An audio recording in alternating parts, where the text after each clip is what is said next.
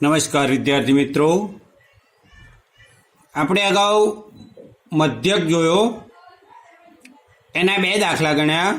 હવે મધ્યસ્થ. મધ્યસ્થની અંદર વિદ્યાર્થી મિત્રો બે પ્રકારના છે. એટલે પહેલાં તમને રફ શીખવાડી દઉં. બે વસ્તુ યાદ રાખજો: એકી સંખ્યા અને બેકી સંખ્યા.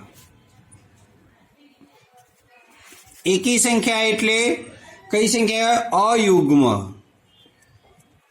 અયુગ્મ અને આ સંખ્યા થઈ યુગ્મ. આ તમારે યાદ રાખવાનું. એમાં કઈ કઈ સંખ્યા? 1, 3, 5, 7, 9 અને 11. આ તમારી એકી સંખ્યા. હવે બેકી સંખ્યા 2, 4, 6, 8, 10 અને 12. આના ઉપર આ તમારા n ઉપર આધાર રાખશે કે મધ્યસ્થમાં કયું સૂત્ર વાપરવાનું છે. આ આપણું એક યાદ રાખવા માટેનું બતાવ્યું. હવે આપણે જોઈએ કે નીચે આપેલ અવલોકનનો મધ્યસ્થ શોધો.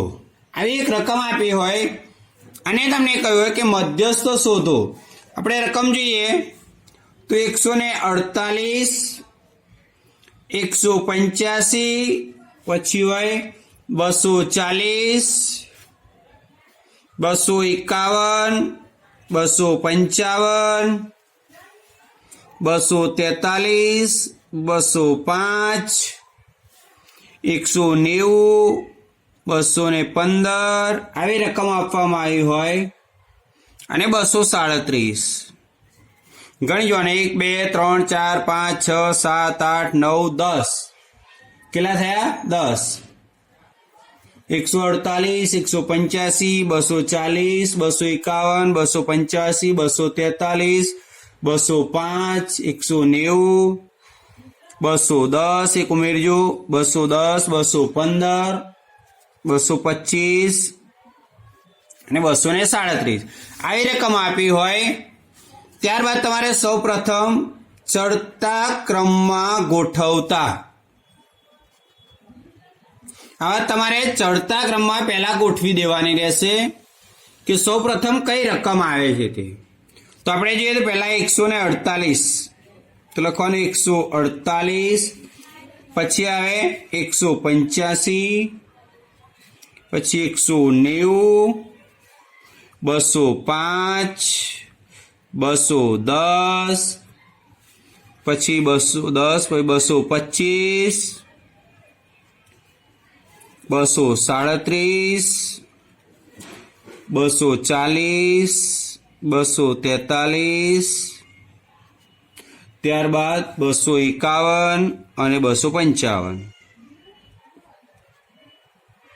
હવે આમાં ગણી જોવાના કે આપણે 11 થાય 1, 2, 3, 4, 5, 6, 7, 8, 9, 10 અને 11. 1, 2, 3, 4, 5, 6, 7, 8, 9, 10 અને 11. ઓકે. તો અહીં કુલ અવલોકનો કેટલા હતા લખી નાખવાનું. અહીં કુલ 11 અવલોકનો છે. કેટલા છે? 11. જે કહેવાય 11 તો શું છે? અયુગ્મ. તો આપણે લખવાનું અયુગ્મ પૂર્ણાંક છે. હવે અયુગ્મ હોય તો આપણે એનું સૂત્ર. હવે સૂત્રનો બે સૂત્ર, પણ આપણે અહીંયા અયુગ્મ છે એનું સૂત્ર અલગ છે અને યુગ્મનું અલગ છે. તો અયુગ્મની અંદર m બરાબર n પ્લસ 1/2 આ રીતે તમારે સૂત્ર માટે m બરાબર m કેટલા છે? n એટલે અવલોકનો. ત્યાં તમારે n કેટલા આયા? અહીંયા લખ્યા છે 11.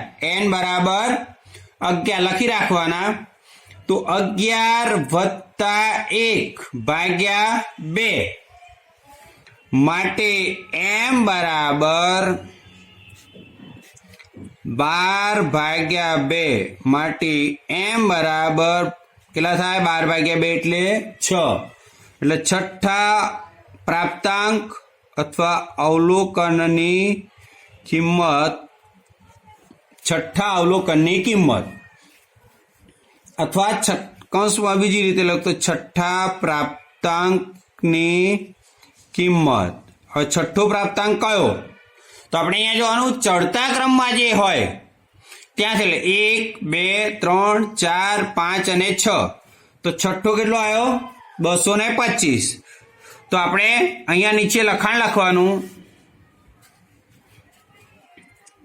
એમમાં અવલોકનની કિંમત એમની કિંમત ચોથા અવલોકનની કિંમત જેટલી હશે. એમની કિંમત છઠ્ઠા અવલોકનની કિંમત જેટલી હશે. છઠ્ઠા અવલોકનની કિંમત જેટલી હશે. તો આ છઠ્ઠું અવલોકન કેટલું તો લખવાનું, છઠ્ઠા અવલોકનની કિંમત કેટલી કરી આપણે? 225. તો આ છઠ્ઠા અવલોકનની કિંમત 225 છે. તેથી આપેલ અવલોકનની મધ્યસ્થ 225 છે. માટે m બરાબર 225. આવું તમારે લખો ત્યારે તમારે આખો દાખલો તમે જોઈ શકો છો. આ રીતે જ્યારે ગણતરી કરવામાં આવે તો તમારા 3 માર્ક્સ, આ દાખલો 3 માર્ક્સમાં પૂછાય.